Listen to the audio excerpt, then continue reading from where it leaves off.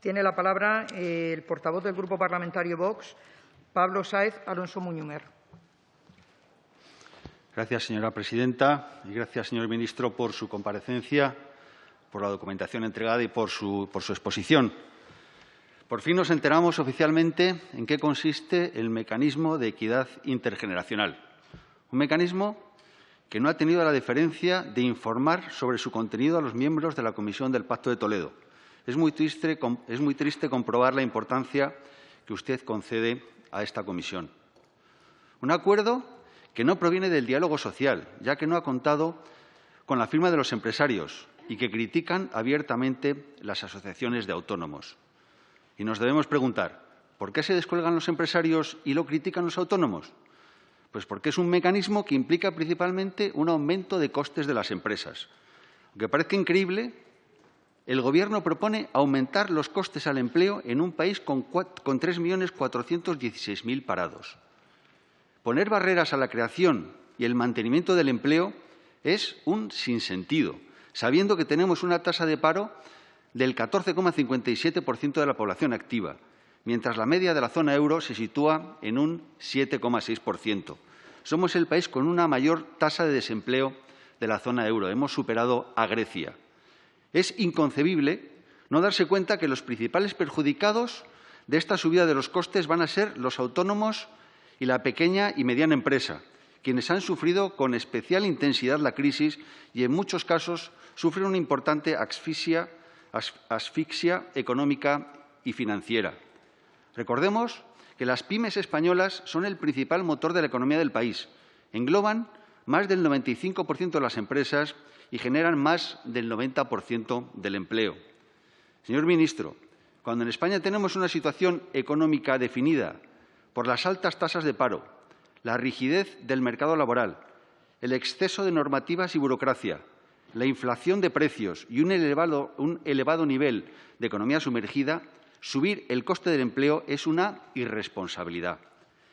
Nos explica también el señor ministro que el objetivo es recaudar 50.000 millones de euros en 10 años para nutrir el nuevo fondo de reserva. Le aseguro que hay otras formas de asegurar las pensiones futuras que ustedes no analizan.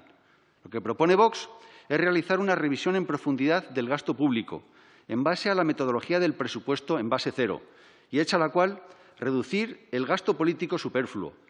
Es de sentido común la necesidad de reducir gasto político para mantener el nivel de las pensiones. Un buen comienzo podría ser revisar el informe que realizó el partido político Unión, Progreso y Democracia en el año 2012, en el que demostraba el sobrecoste de las ineficiencias de las comunidades autónomas, estimándose ese coste para el trienio 2008-2010, tan solo 3 años, no los 10 que usted propone con el mecanismo de equidad intergeneracional, un sobrecoste de 52.800 millones de euros. Dicho lo cual, creo que sería conveniente que el señor ministro nos explicara también qué se va a hacer con ese fondo y si el mismo va a servir para hacer más cómodas las emisiones del Tesoro español. Lo que es una certeza es que la sostenibilidad del sistema de pensiones depende de la solidez de las cuentas públicas. El problema es que las cuentas públicas de España mantienen un déficit estructural estimado por la Comisión Europea en un 5,2% del PIB para el ejercicio 2022. Déficit estructural que las hace insostenibles. Hablar de un déficit del 5,2% es hablar de un importe cercano a los 65.000 millones de euros. En este punto es bueno recordar que déficits excesivos de las cuentas públicas, consecuencia de una gestión incompetente de las mismas, durante la crisis del 2008, llevaron a que el PSOE congelara en 2011 las pensiones a más de 6 millones de españoles y recortara un 5% el sueldo de los empleados públicos. Ha presentado detalladamente el impacto del recorte de las pensiones del factor de sostenibilidad. Me gustaría que hubiera mostrado también el recorte de las pensiones de la reforma del PSOE del año 2011. Segundo punto, subida del periodo de cómputo de las pensiones. Usted dice ahora que no se producirá una rebaja de las pensiones iniciales, sino todo lo contrario. Veremos pronto la realidad. Los españoles necesitamos conocer cuáles son las bases sobre las que se está trabajando. Segundo, el impacto, con el mayor nivel de detalle posible, sobre las pensiones iniciales futuras. Y tercero, el efecto sobre el gasto en pensiones futuro. No obstante, ampliar el periodo de cómputo no es algo nuevo. Lo hizo el PSOE de Felipe González, aumentando el periodo de 2 a 8 años. El Partido Popular de Aznar aumentándolo de 8 a 15 y el PSOE de Rodríguez Zapatero en 2011 estableciendo un periodo de 25 años. Todos ellos supusieron un recorte en las pensiones iniciales. Todos los informes muestran que si se sube el periodo de cómputo a 35 años, se producirá una rebaja de las pensiones.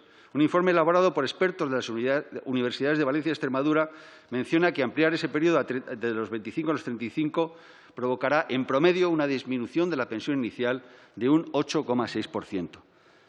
Los pensionistas españoles presentes y futuros necesitan certezas y que se les diga la verdad. No se merecen las continuas afirmaciones y desmentidos de los diferentes ministros sobre las reformas que se quieren llevar a cabo sobre el sistema de pensiones o sobre la reforma laboral. Por último, señor ministro, la variación anual del IPC en octubre ascendió al 5,4%, su nivel más alto en 29 años.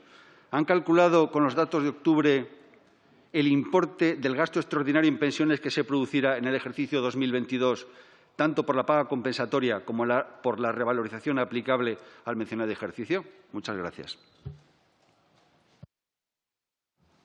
Gracias, señoría. A continuación tiene la palabra y para concluir con este turno de intervenciones la portavoz del Grupo Parlamentario Socialista, Mercè Perea y Conillas. Gracias, presidenta, y bienvenido a esta casa, ministro. Y no podemos más que afirmar. Gracias, señora presidenta. Gracias, señor ministro. Y es cierto que nos preocupan las cuentas públicas. Realmente sí que nosotros tenemos siempre la misma línea, no cambiamos. Realmente cuando queremos algo lo defendemos. Y por eso me gustaría hacer unos cálculos que me gustaría compartir con toda la comisión y con usted. Si tomamos las estimaciones de crecimiento del PIB incluidas en el programa de estabilidad de 2021-2024, estamos hablando de crecimiento del PIB del 6,5, 7%, 3,5 y 2,1% entre los años 2021 y 2024. Y tomamos los déficits de la Seguridad Social incluidos en el programa de estabilidad de los años 21 al 24, que son 1,5, 0,8, 0,7 y 0,7, el resultado supone un déficit acumulado en estos 4 años de aproximadamente 46.800 millones de euros. Importe que se come la práctica totalidad del fondo adicional de reserva estimado en este documento.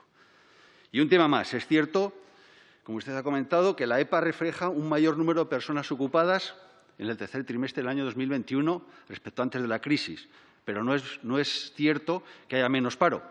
Y solo cojo datos de la EPA, publicados. La EPA del cuarto trimestre de 2019 refleja 3.191.000 parados, un 13,78% de la población activa, mientras la EPA del tercer trimestre de 2021 habla de 3.416.000 parados, un 14,57% de la población activa. Hay más ocupados, pero sí que hay más parados que antes de la crisis. Muchas gracias.